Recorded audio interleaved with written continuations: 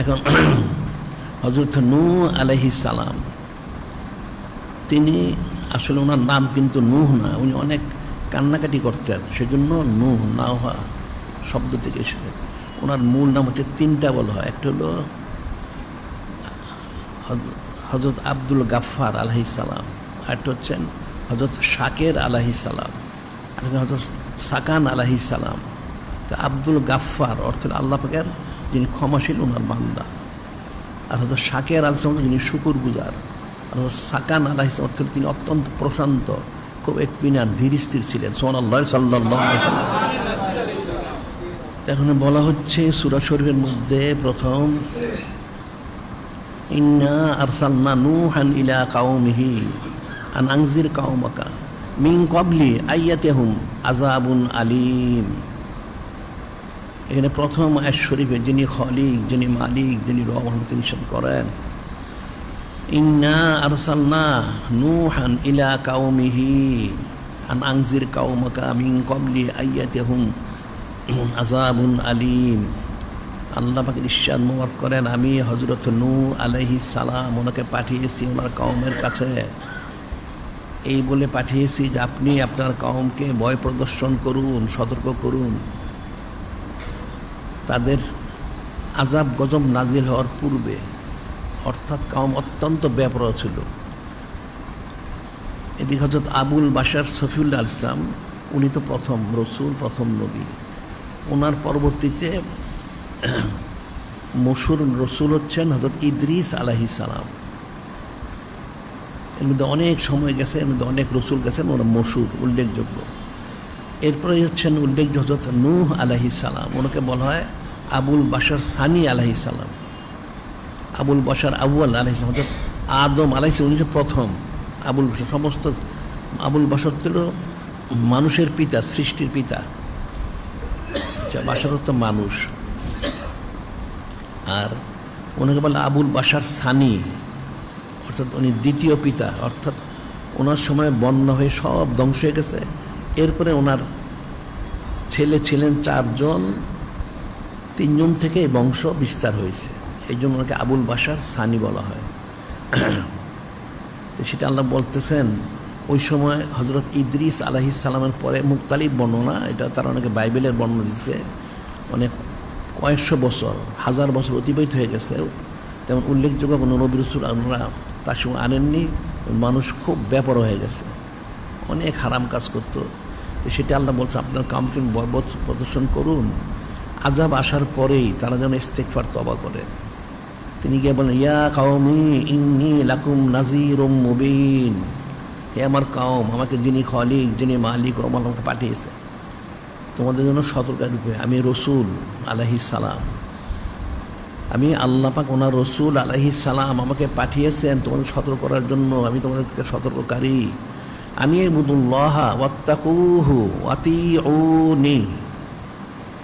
উনি ঘোষণা, প্রত্যেক নবী রাসূল এই ঘোষণা দিয়েছেন, আনিবুদুল্লাহ ওয়াত্তাকুহু ওয়াতিউনি, তোমরা যিনি খালিক, যিনি মালিক, রহমান, ওনার ইবাদতবন্দি করো, ওনাকে ভয় করো এবং আমাকে অনুসরণ করো, আমি রসুল আলাইহিস সালাম, আমাকে অনুসরণ করো। উনি ঘোষণা দেন প্রত্যেক নবী রসুল 1,24,000 অথবা 2,24,000 নবী রসুল ওনারা এই ঘোষণায় দিয়েছেন, তোমরা একমাত্র যিনি খালিক, যিনি মালিক, রহমান, ওনার ইবাদতবন্দি করো এবং ওনাকে ভয় করো, এবং যিনি রসুল আলাইহিস সালামকে অনুসরণ করো। এটা 3 নম্বর আয়াত শরীফ। এবার চতুর্থ বলা হচ্ছে, ইয়াগফির লাকুম মিন যুনুবিকুম, ইয়াগফির লাকুম মিন যুনুবিকুম ওয়া ইয়াগফিরকুম ইলা আজালিম মুসাম্মা। এখানে বলতেছেন তোমরা ক্ষমা প্রার্থনা করো, ইয়াগফির লাকুম যুনুবকুম, ইয়াগফির লাকুম মিন যুনুবিকুম, তোমরা ইস্তেগফার করো, আল্লাহ ক্ষমা করবেন। ওয়াগফিরকুম ইলা আজালিম মুসাম্মা, এবং তোমাকে নির্দিষ্ট সময় দিবেন। আজালিম মুসাম্মা হলে, আজালের তো সময়, মুসাম্মাটা নির্দিষ্ট, অর্থাৎ প্রত্যেক মানুষকে একটা হায়াত দেওয়া হয়, সেই হায়াতটা তোমাকে ঠিক মতো দেওয়া হবে, তুমি ইস্তেগফার করো। এরপর বলছেন, ইন্না আজালাল্লাহি লা ইউআখারু, ইন্না আজালাল্লাহি লা ইউআখারু লাউ কুনতুম তা'লামুন। বলতেছেন যে তোমরা জেনে নিশ্চয়ই যিনি খালিক, যিনি মালিক, মহাল্লাবাক, ওনার সময় যখন এসে যাবে, অর্থাৎ মৃত্যু যখন এসে যাবে, যে কখন এটা দেরি করবে না। লাউ কুনতুম তা'লামুন, যদি তোমরা বুঝতে পারতে কত উত্তমই হতো। সুবহানাল্লাহ, সাল্লাল্লাহু আলাইহি সাল্লাম। এটা চতুর্থ আয়াত শরীফ। এখানে আল্লাহ পাক হযরত নূহ আলাইহিস সালাম ওনাকে পাঠালেন, আপনি কাউকে সতর্ক করুন, সাবধান করুন। উনি এটা প্রথম। দ্বিতীয়ত বলেন, হ্যাঁ আমি তোমাদের জন্য রসুল, সতর্ককারী। এর বললেন তোমরা একমাত্র আল্লাহ বন্দি করো, ওনাকে ভয় করো এবং আমাকে অনুসরণ করো, আমি তো রসুল আলাইহিস সালাম। এরপর বললেন তোমরা জেনে রাখো তোমরা তো অনেক গুনাহগাতা করতে, বেপরোয়া গুনাহ করো, নাউযুবিল্লাহ। ইয়াগফিরুকুম মিন যুনুবিকুম ওয়া ইয়াখিরুকুম ইলা আজালিন মুসাম্মা, তোমরা ইস্তেগফার করো, তওবা করো, আল্লাহ গুনাহ ক্ষমা করবেন এবং তোমাদের একটা নিজের সময় দিবেন। এবং এটাও জেনে ইন্না আজালাল্লাহি ইযা জা, ইন্না আজালাল্লাহি ইযা জা লা ইউআখারু, ইন্না আজালাল্লাহি ইযা জা লা ইউআখারু, যখন আল্লাহ তোমার নিজের সময় এসে যাবে, ইন্তেকালের সময়, এটা কিন্তু আর পিছানো হবে না, দেরি করবে না, আর দেরি করা হবে না। লাউ কুনতুম তা'লামুন, যদি তোমরা বুঝতে পারতে মৃত্যুর সময় আসলে ইন্তেকাল করতেই হবে, তুমি যতই কোশিশ করো। এটা অনেক আয়াত আল্লাহ বলেছেন, এখানে কথাটা স্পষ্ট বলে দিয়েছেন। এরপর উনি যিনি খালিক, যিনি মালিক, রহমানুল্লাহকে বলতেছেন, এদেরকে অনেক নসিহত করা হচ্ছে, কিন্তু এর কোনো মতেই তার শুনতেছে না, নাউযুবিল্লাহ। আর কিতাবে বলা হয় যে আসলে হযরত নূহ আলাইহিস সালাম তো ওনার বয়স 9.5 বৎসর, ওনার বয়স যখন 40 বৎসর, তখনই দাওয়াত দেওয়া শুরু করেন, ওনার রেসালাতটা প্রকাশ করেন। এবং যখন বন্যা হয়, বন্যা হওয়ার পর তিনি জমিনে আরও 60 বছর ছিলেন, আরও 60 বছর, তখন প্রায় ওনার বয়স তাহলে 890-এর কাছাকাছি। পরে 60 বছর ছিলেন, তখন সব ধ্বংস হয়ে গেছে। এর মুক্তালিব বর্ণনা ওনার এই 850 বছর দাওয়াতের থেকে 72 থেকে 82, কেউ বলছে 80 জন, অর্থাৎ সর্বোচ্চ বর্ণনায় 82 জন ইমান এনেছিল। তাহলে গড়ে 10 বছর একটা লোক ইমান আনেনি, নাউযুবিল্লাহ। কিন্তু এরপরেও তিনি দাওয়াত দিয়েছেন। সে তিনি বলতেছেন আল্লাহ পাক ক্বালা রাব্বি ইন্নী দাওতুহুম, ক্বালা রাব্বি ইন্নী দাওতুম লাইলান ওয়া নাহারান, ক্বালা রাব্বি ইন্নী দাওতু কওমি। তিনি বলতেন আল্লাহ পাক আমি আমার কাউকে দাওয়াত দিচ্ছি লাইলান ওয়া নাহারান, দিন রাত্রি 24 ঘন্টা আমি দাওয়াত দিই। সুবহানাল্লাহ, সাল্লাল্লাহু আলাইহি সাল্লাম। ফালাম ইয়াজিদহুম দুআই ইল্লা ফিরারা, ফালাম ইয়াজিদহুম দুআই ইল্লা ফিরারান। উনি বললেন যে বারে এলাই আমি তো দিন রাত 24 ঘন্টা দাওয়াত দিচ্ছি, কিন্তু এই যে দাওয়াত দিচ্ছে মানুষ এত নাফরমান, বেপরোয়া, অবাধ্য, আমি দাওয়াত দিলে আমার কথা তো তারা শোনেই না, আমার থেকে দূরে পালিয়ে যায়, নাউযুবিল্লাহ। আমাকে দেখলে সরে যায়, আমাকে দেখলে সরে, আমি দাওয়াত দিব তা বলবো, দেখলে সরে যায়। তাদের এই পালনটা কিন্তু বৃদ্ধি পেয়েছে, এখন আর আমার কাছে কেউ আসতে চায় না, আমি দাওয়াত দিই। ফিরারান ওয়াইন্নী কুল্লামা দাওয়াতুহুম, এটা বলেন উনি বলতেছেন যে আল্লাহ পাক ওয়াইন্নী কুল্লামা দাওয়াতুহুম লিতাগফিরা লাহুম, আমি যখন তাদেরকে দাওয়াত দিই আমি বলি যে তোমরা আল্লাহর কাছে ক্ষমা চাও, আল্লাহ ক্ষমা করবেন।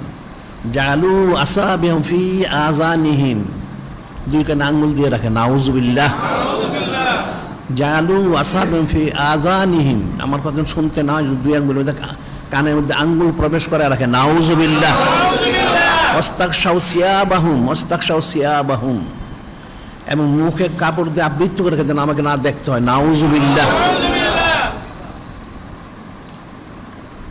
এরা কানে আঙ্গুল দিয়ে রাখে, আমার কথা শুনতে না হয়, মুখ ডেকে রাখে যাতে আমাকে দেখতে না হয়, নাউযুবিল্লাহ। ওয়াসাররু ওয়াস্তাকবারু ইস্তিকবারান, ওয়াসাররু ওয়াস্তাকবারু ইস্তিকবারান, এরা চরম আমার সাথে বিরোধিতা করে, একগুঁয়েমি করে, জিদ করে, আমার ইচ্ছাকৃত আমার সাথে বিরোধিতা করে, নাউযুবিল্লাহ। এবং চরম দাম্ভিকতা প্রকাশ করে, অহংকার করে যে আপনার কোনো প্রয়োজন নাই, নাউযুবিল্লাহ। চরম দাম্ভিকেরা। আমার কথা তারা শুনতেই চায় না, আমি বললে সেগুলি কোনো গুরুত্বই দেয় না, নাউজুবিল্লাহ। এবং তার অহংকার প্রকাশ করে, দাম্ভিকতা প্রকাশ করে, আমাকে তার জাতা এলোমেলো বক্তব্য পেশ করে, নাউজুবিল্লাহ। সুমিন্নি দাওতুহুম জেহারান, সুমিন্নি দাওতুহুম জেহারান। এরপরও বাড়িয়াল ভাই আমি পাহাড় পর্বত উপরে উঠে অনেক প্রকাশ্য আওয়াজ দিয়ে ঘোষণা দিয়ে তাকে আমি দাওয়াত দিই, সুবহানাল্লাহ সাল্লাল্লাহু আলাইহি ওয়াসাল্লাম। সুমা ইন্নী আলানতুলাহুম আসরারতুলাহুম ইসরারান। এরপরও বাড়িয়াল ভাই আমি প্রকাশ্যে এবং গোপনে সব অবস্থায় তাদেরকে দাওয়াত দিই, কিন্তু কেউ আমার দাওয়াত শোনে না, নাউজুবিল্লাহ। এখনকার মানুষদের অবস্থা দেখো, এই যে বলা হয়েছে এখানে উনি যে জলিকদর রসুল, উনি এই যে 850 বছর দাওয়াত দিলেন, অনেক পুরুষ অতিবাহিত হয়ে গেছে, উনি কিন্তু ঠিকই ছিলেন।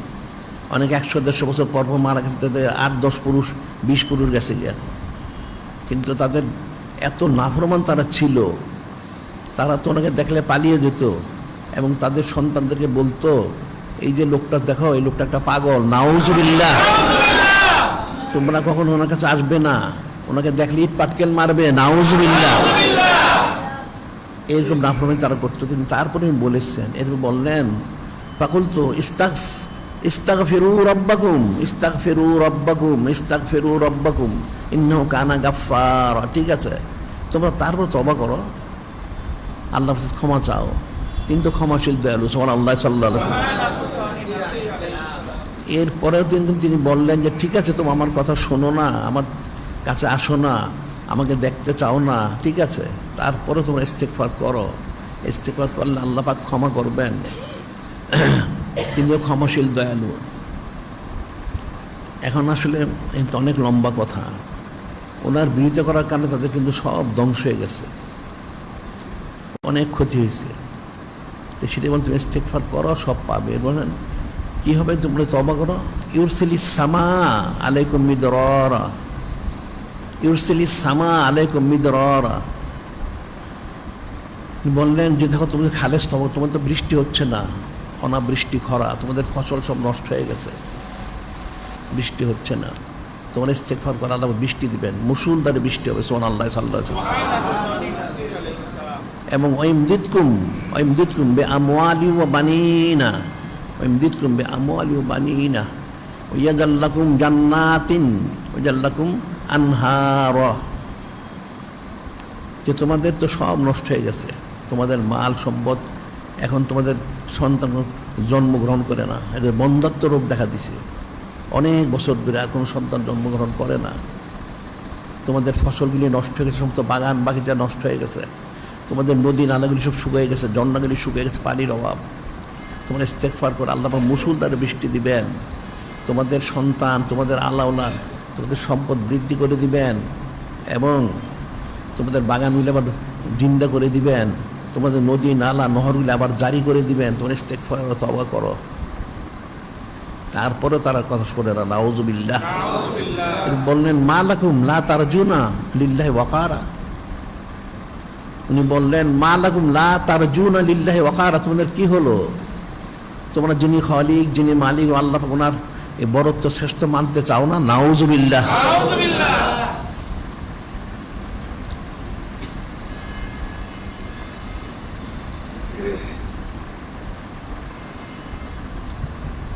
এখন বর্তমান লোকের সাথে এটা মিলাও, তাহলে বুঝবে, ফিকির না করলে বুঝবে না। হযরত নূহ আলাইহিস সালাম দাওয়াত দিয়েছেন, বলেছেন, কেউ মানে নাই। এখন তো কেউ মানে না, দেখুন যে আমরা সারাদিন বলি, কেউ মানে পর্দা করা ফরজ, বেপর্দা হারাম, ছবি তোলা হারাম, সবাই ওইটাই করে, নাউজুবিল্লাহ। বর্তমানে এত কিছু লাগে না, নাউজুবিল্লাহ। ওই সময় এই কথাগুলি তারা বলতো, আর যার কারণে সবগুলি খুব ইমান হারিয়ে মারা যাচ্ছে, নাউজুবিল্লাহ। এবং নানাভাবে তারা পর্যদুস্ত হচ্ছে, কাফেরের দ্বারা পর্যদুস্ত হচ্ছে, একই তো জিনিস। এদেরকে বারবার বলা হচ্ছে ইস্তেগফার করো, তওবা করো, কোরআন শরীফ মানো, সুন্নাহ শরীফ মানো, কই তারা তো বলে এত দরকার নাই, নাউজুবিল্লাহ। আমরা বলি সমস্ত সুন্নত মরগুলি পালন করা ফরজ, এত সুন্নত লাগে না, নাউজুবিল্লাহ। দেখুন আমরা কোরবানি আসতেছে, ফরজ কোরবানি, কোরবানি ফরজ হলো কোত্থেকে, মন করা বানানো ফতোয়া, নাউজুবিল্লাহ। আমাদের দলিল দেওয়া হয়েছে, তো এটা মানবে না। ওই সময় কেউ মানে না, একটা লোকও মানে নাই। ওই 10 বছর একজন না, ওনার এই 850 বছরে মিলে সর্বোচ্চ 82টা লোক, আর সব বিরোধিতা করছে। আর শুধু বিরোধিতা না, চুচারা কিলোকাল, এখন বললে শুনতে আদর খেলার, ওনাকে তারা জুলুমও করেছে, অনেক মারধরও করেছে। নাউজুবিল্লাহ।